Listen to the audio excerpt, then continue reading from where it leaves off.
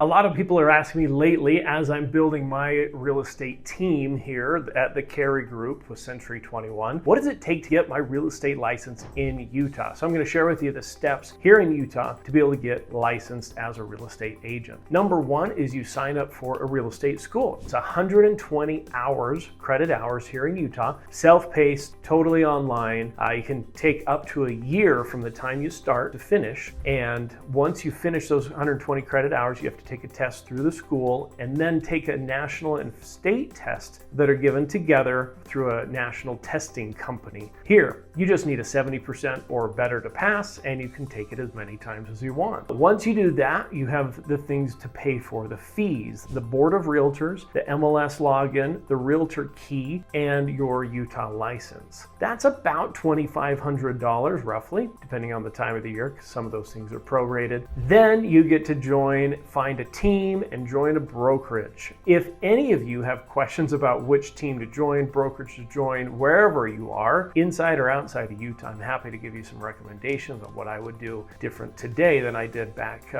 20 plus years ago. Also, if you know of somebody interested in this, but they just want to shadow somebody, I'm happy to set that up either with myself or somebody on my team and help them out that way. Feel free to reach out.